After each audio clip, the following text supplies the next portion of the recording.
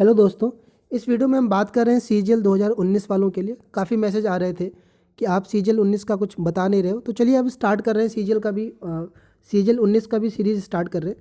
तो ये जो मैं बना रहा हूँ वीडियो, ये सीजीएल 19 के लिए जिन्होंने स्कोर ठीक ठाक करा है या अच्छे स्कोर है और उनका कंफर्म है कि होना है सिलेक्शन और उनका फिर आगे डॉक्यूमेंट वेरिफिकेशन भी आना है, तो उनके रिगार्डिंग मैं ये वीडियो बना रहा हूँ कि आप अभी से कुछ चीज़ें देख लीजिए और अभी से अलर्ट हो जाइए और क्या क्या चीज़ें ध्यान रखनी है इस वीडियो में हम बात कर रहे हैं। तो सबसे पहले आप जब इसका थंबनेल देखोगे वीडियो का तो यही आएगा कि अभी से क्यों, अभी तो रिजल्ट भी नहीं आया है और हमें पता ही नहीं कि हमारा सिलेक्शन होगा कि नहीं होगा, तो डॉक्यूमेंट को लेकर इतना ही क्यों। ध्यान से समझना वीडियो को, आपको समझ में आएगा कि यार वाकई अभी से ही सीरियस होना ज़रूरी है आपको डॉक्यूमेंट से रिलेटेड। देखिए, आपके दिमाग में सबसे पहले एक चीज़ बता दूँ मैं आपको कि आप कितना भी अच्छा स्कोर किए रहो, एक छोटा सा भी मिस्टेक ना आपको बाहर कर देगी पूरे प्रोसेस से। इसको दिमाग में रखिएगा। तो आपके दिमाग में ये लग रहा है कि अभी टाइम है, तो मैं क्यों बता रहा हूँ ध्यान से सुनना, ठीक है। कि छोटी छोटी चीज़ें होती हैं, हम एग्ज़ाम दे देते हैं और एग्ज़ाम देने के बाद हमें नहीं पता होता है कट ऑफ डेट के बारे में, हमें नहीं पता होता है कि डेट ऑफ बर्थ का सब कुछ, नाम की स्पेलिंग का, तो वही दिक्कतें बन जाती हैं आपके लिए। तो ये दो पॉइंट तो मैंने बता ही दिया। और आपको ये भी लग रहा होगा कि मेरे सारे डॉक्यूमेंट्स तो ओके हैं पहले से ही, तो अगर डॉक्यूमेंट सारे मेरे पहले से ओके तो मैं क्यों अभी से टेंशन लूँ और मेरे को क्यों ऐसा 10वीं भी है, 12वीं भी है, ग्रेजुएशन भी सब है। फिर भी आपको ये देखना चाहिए और समझिएगा ध्यान ध्यान से जो बता रहा हूँ, एक एक बात को पकड़िएगा आप। तो देखिए, पहला कारण आपको क्यों सीरियस होना चाहिए अभी से, कि कुछ डॉक्यूमेंट जिसमें अगर आपकी समस्या हुई तो उसको बनवाने में समय लगता है और समय बनवाने में लगेगा तो आपके पास फिर दिक्कतें आएंगी। तो इसलिए आप अभी से रेडी हो जाइए, चीज़ों को देख लीजिए। ओके है तो कोई दिक्कत नहीं है, नहीं है तो अभी से थोड़ा सा सीरियस हो जाइए। कई बार हमें अपने डॉक्यूमेंट के बारे में छोटी छोटी जो मिस्टेक्स होती है उनके बारे में नहीं पता होता है कि हमारे डॉक्यूमेंट में ये भी गलती है, हमारे डॉक्यूमेंट में ये भी है ना। तो जब आप कराने जाओगे डीवी तब समझ में आएगा कि जैसे अभी एक बंदे भाई का मैं कॉल आया था, मेरे से लिया था पेड वो रिव्यू, तो उनका फ़ोन आया, मैसेज आया कि जब उनका डॉक्यूमेंट वेरिफिकेशन हो गया तब उनको मालूम चला कि उनके किसी डॉक्यूमेंट में मदर का नाम ही नहीं है ना। कह रहे बताओ, मैं बचपन से अभी तक इतना अभी मुझे मालूम चला कि मेरे किसी डॉक्यूमेंट में मदर नेम नहीं है।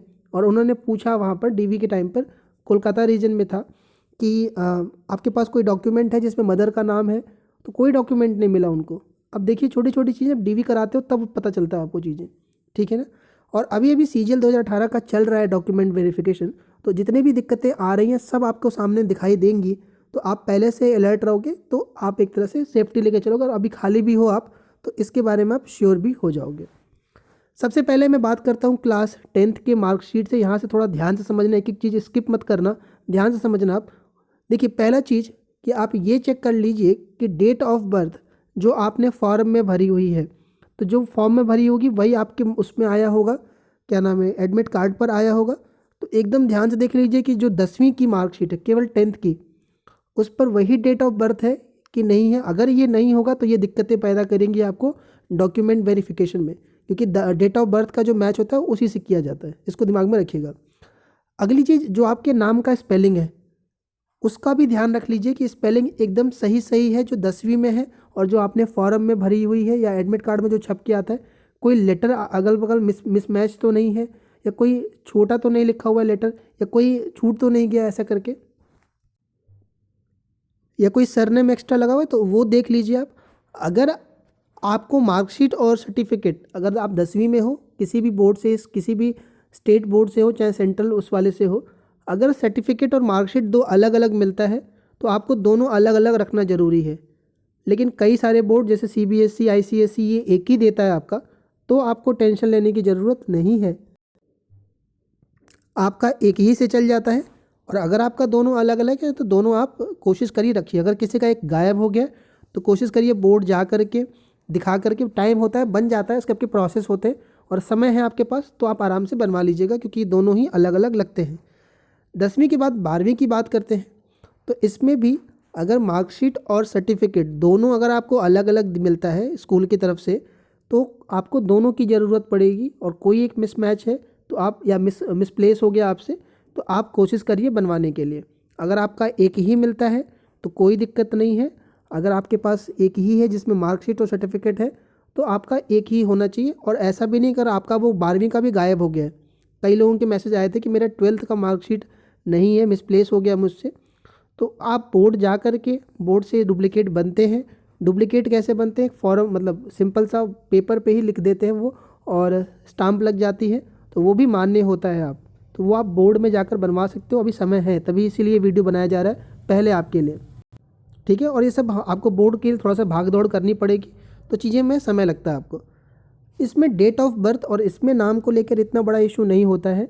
अगर इसमें कोई दिक्कतें हैं डेट ऑफ बर्थ में, कुछ लोगों के मैसेज ये भी होते हैं कि मैंने रोल नंबर गलत भर दिया है फॉर्म में। रोल नंबर से कोई दिक्कत नहीं होता है आपका, लेकिन आपका डेट ऑफ बर्थ 10वीं का सही होना चाहिए। 12वीं में इतना बड़ा इशू नहीं होता है, बस ये मार्कशीट होनी चाहिए आपके पास, ये बस देखा जाता है। मांगेंगे आपसे सीरियल वाइज। तो आते हैं ग्रेजुएशन। ग्रेजुएशन में बहुत सारी चीज़ें, एक एक पॉइंट ध्यान से समझना, ठीक है।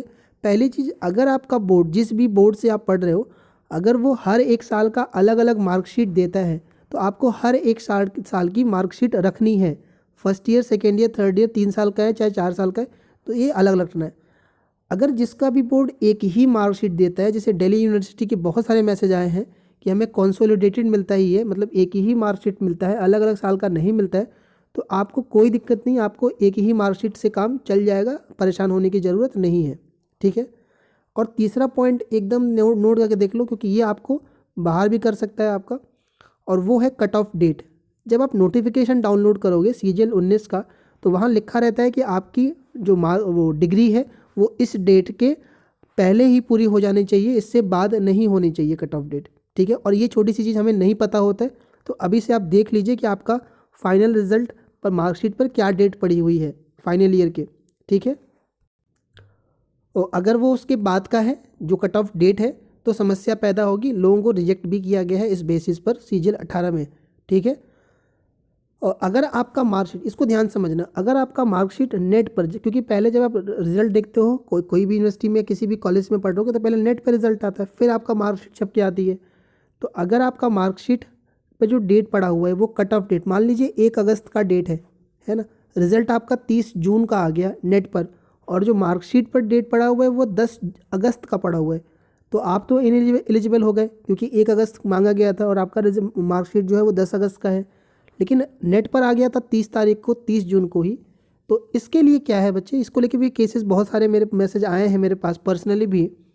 तो आप इसको ना रिटर्न में लिखवा सकते हो अपने बोर्ड से जा कर के, या अपने कॉलेज से रिक्वेस्ट करके। वैसे तो कॉलेज का नहीं, बोर्ड से ही होगा आपका, जिस भी बोर्ड से होगे, और वहाँ जा कर के ये लिखवाना पड़ेगा कि हमारा रिज़ल्ट 30 तारीख को ही आ गया था, लेकिन हमें बोर्ड की तरफ से मार्कशीट देर से दी गई, और वो लिख करके उस पर स्टाम्प लगा देते हैं अगर उस पेपर पर, तो वो आपको आराम से, कोई दिक्कत नहीं होगी, वो चल जाएगा, वो आप दिखा सकते हो और श्योर रह सकते हो। ऐसा किया है 2-3 लोगों ने, तब मैं आपको ये बता रहा हूँ। अपने मन से ये चीज़ें, कहानी नहीं चल रही है। जो चीज़ें मैंने लोगों से बात करी है, जो दिक्कतें आई हैं, वो मैं आपके सामने डिस्कस कर रहा हूँ। आपको पहले से ही हेल्प मिलेगा इसको लेकर। जिसके पास मार्कशीट नहीं है और केवल प्रोविजनल है, वो परेशान, भागने की दिक्कत नहीं है। आपका प्रोविजनल चल जाएगा, प्रोविजनल से काम हो जाएगा। अगर मार्कशीट नहीं मिलती है तो ओरिजिनल वाली, ठीक है। तो ये रहा ग्रेजुएशन से रिलेटेड।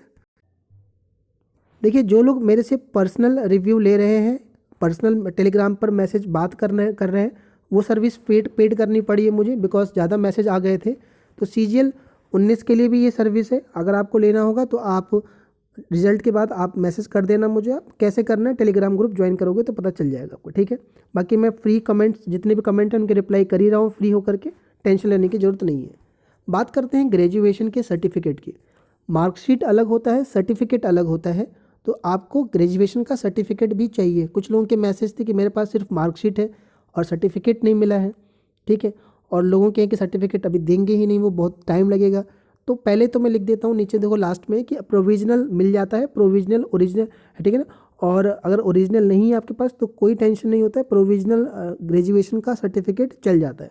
अब इसमें दिक्कत क्या है कि इसमें भी लोगों को दिक्कत ये है कि मेरा रिज़ल्ट आ गया 30 जून को ही आ गया, ठीक है ना, और मेरे पर जो ग्रेजुएशन के सर्टिफिकेट पर जो डेट पड़ा हुआ है, मार्कशीट पर तो 30 जून के पहले का है, मतलब 1 अगस्त से पहले का है, और जो सर्टिफिकेट है उस पर डेट पड़ा है 2 साल के बाद का। मैंने 18 में ही कर लिया, मेरा 2020 में पड़ा हुआ है, क्योंकि 2 साल के बाद हमें मिला सर्टिफिकेट। तो ये कोई समस्या पैदा नहीं करता है आपका। मार्कशीट देखी जाती है फाइनल रिजल्ट की, किस डेट को वो आया है आपका, उसी से काम होता है। तो टेंशन इसको भी लेके मत करना आप। बात करते हैं एनओसी। ये बहुत बड़ा मुद्दा रहा है सीजीएल 2018 में। सीजीएल 18 में बहुत सारे लोग थे जिन्होंने जो गवर्नमेंट जॉब में थे पहले से ही, और उन्होंने डिपार्टमेंट को नहीं बता पाया। कारण उसका ये भी था कि वो सीजीएल 18 का फॉर्म भरने के बाद ज्वाइन किए या कुछ और भी रीज़न था। तो जब उनको एनओसी लेने की बारी आई या डर था कि एनओसी लगेगा कि नहीं लगेगा, और वो डिपार्टमेंट को लेने गए तो उन्होंने इंटीमेट मतलब बताया नहीं था, तो उनको लेने में ये समस्या आई। तो अगर आप भी किसी गवर्नमेंट जॉब में हैं पहले से ही और आपको लग रहा है कि आपके स्कोर अच्छे हैं या आपको इसमें चांसेस कुछ लग रहे हैं ऐसा,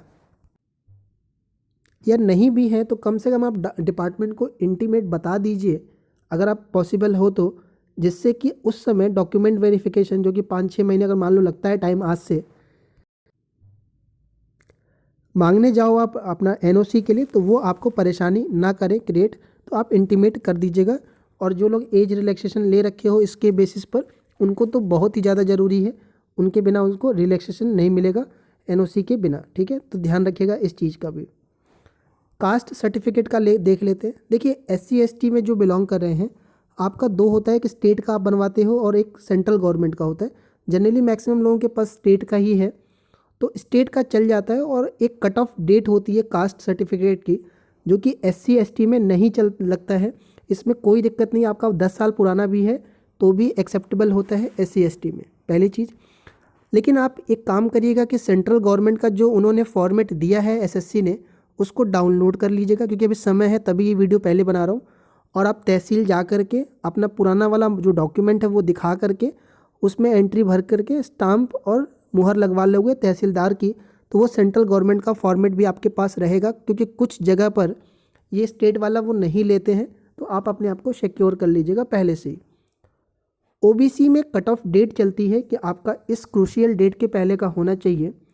लेकिन अगर आपके पास वो नहीं है, क्योंकि अब डेट निकल चुकी है, बैक डेट में आपका सर्टिफिकेट बनेगा नहीं, तो आप परेशान मत होइएगा। क्योंकि सीजीएल 18 में जिनका भी ये दिक्कत रहा है, किसी को भी रोका नहीं गया है, बस वहाँ प्रोविज़नल लिख दिया गया। और प्रोविज़नल का मतलब ये है कि जब आप डिपार्टमेंट में जाओगे तो डिपार्टमेंट आपका वो सर्टिफिकेट चेक करेगा और फिर वो ओके कर देगा। तो ये कोई समस्या नहीं है OBC के बंदों को।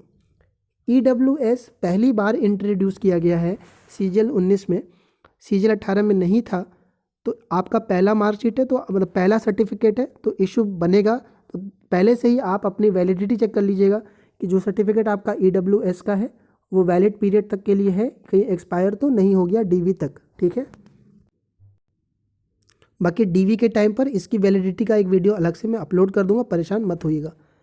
PH कैंडिडेट आपका भी स्टेट का बनता है फॉर्मेट, लेकिन आप कोशिश करिएगा कि सेंट्रल गवर्नमेंट ने फॉर्मेट डाला है अपने नोटिफिकेशन में कि किस फॉर्मेट का होना चाहिए, उसको डाउनलोड करके नेट से आप और जा कर के बनवा सकते हो उसी फॉर्मेट का। तो आपके लिए कोई समस्या नहीं रहेगा, वरना स्टेट का भी ले लेते हैं। कोशिश करिएगा, समय है तो बनवा लीजिएगा उसका भी।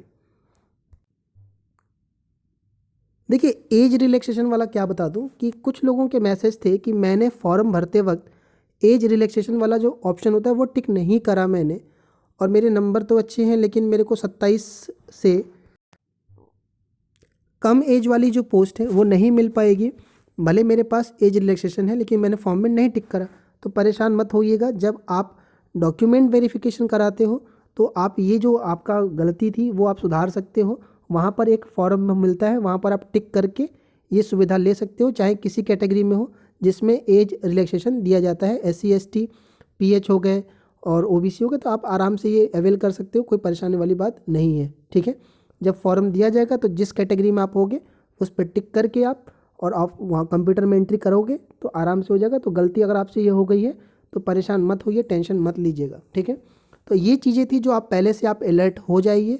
फिर भी आपके किसी डॉक्यूमेंट में कोई डाउट है, कोई परेशानी है, तो आप मुझे यहाँ कमेंट में लिख सकते हो। टेलीग्राम ग्रुप का लिंक है नीचे, वहाँ पर मैसेज कर दीजिएगा, फ्री होके मैं रिप्लाई कर दूँगा।